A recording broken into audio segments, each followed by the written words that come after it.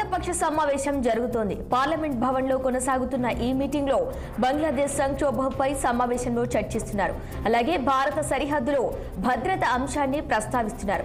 అటు దేశంలోని తాజా పరిణామాలపై కేంద్ర మంత్రి జయశంకర్ అఖిలపక్ష నేతలకు వివరిస్తున్నారు. సమావేశానికి ప్రధాని మోదీ, కేంద్ర మంత్రులు, కాంగ్రెస్ పార్టీ తరపున ప్రతిపక్ష నేత రాహుల్ గాంధీ, రాజ్యసభ పక్ష నేత మల్లికార్జున ఖార్గే, విపక్ష నేతలు హాజరయ్యారు.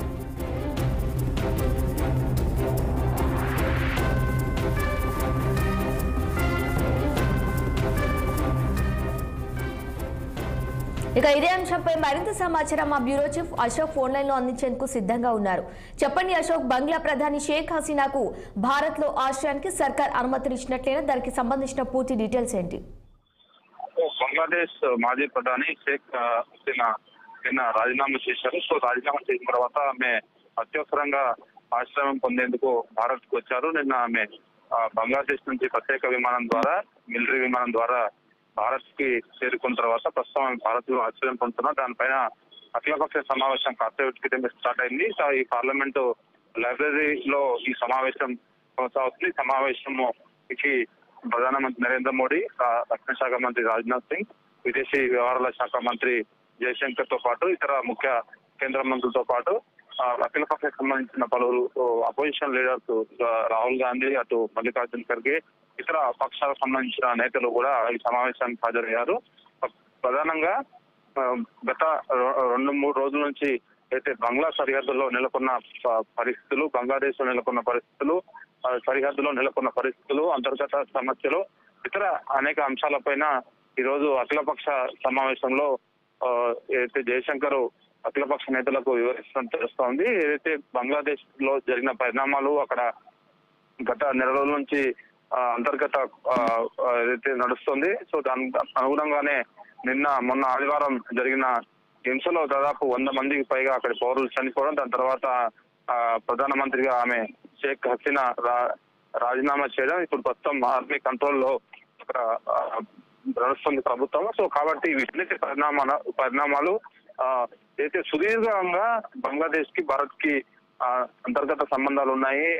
కాబట్టి పక్కన బార్డర్ కూడా సుదీర్ఘంగా ఉంది. దాదాపు నార్త్ ఈస్ట్ స్టేట్లతో పాటు పశ్చిమ బెంగాల్ కానుకొని చాలా సుదీర్ఘంగా బార్డర్స్ ఉన్నాయి. ఒకరికొకరు సత్సంబాలు కూడా చాలా ఉంటాయి బంగ్లాదేశ్ అటు భారత్ సరిహద్దులో ఉన్న రాష్ట్రాలకు. కాబట్టి ఈ సమస్యను ఎట్లా అధిగమించాలి, ఒకవేళ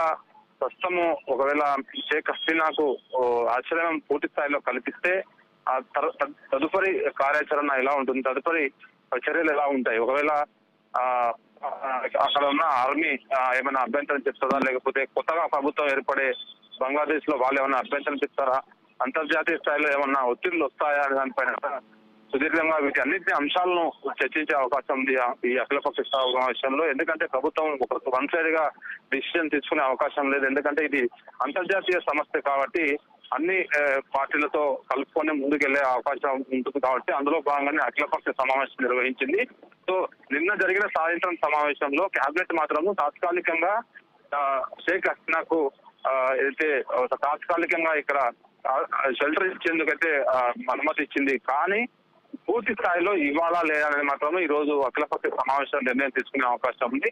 సో ఇప్పటికే షేక్ హసీనా యూకే సంబంధించిన పౌరసత్వాన్ని కోరుతూ అక్కడ ప్రభుత్వానికి ఆమె అభ్యర్థించింది. కానీ అక్కడ ప్రభుత్వం ఇంతవరకు ఇలాంటి నిర్ణయం తీసుకోవచ్చు. గతంలో కూడా చూసుకుంటే మన పక్కన ఉన్న పొరుగు దేశం శ్రీలంక విషయంలో కూడా ఇలాంటివి జరిగినప్పుడు అక్కడ ఆయన యూకే ప్రభుత్వము అనుమతి తీసుకుని అక్కడ పౌరసత్వం తీసుకుని అక్కడ వెళ్ళిపోయారు. సో కాబట్టి ఈమె కూడా అలాంటి పౌరసత్వం తీసుకునేందుకు సమయం కోరింది. కాబట్టి సమయం దాదాపు 15 రోజులు పట్టే అవకాశం ఉంది. కాబట్టి ఈ లోపల ఈ వారం 10 రోజుల పాటు భారత్ లో ఆశ్రయం ఇచ్చేందుకు ప్రభుత్వాన్ని ఆమె రిక్వెస్ట్ చేసింది. మరి ప్రభుత్వం ఏ నిర్ణయం తీసుకుంటుంది, అఖిలపక్ష సమావేశంలో మిగతా పార్టీలు ఏం చెప్తాయి, ఆ పార్టీల నిర్ణయాన్ని బట్టి ఆమెకు ఆశ్రయం ఇవ్వాలా లేదా అనేది ప్రభుత్వం ఒక నిర్ణయం తీసుకునే అవకాశం ఉంది.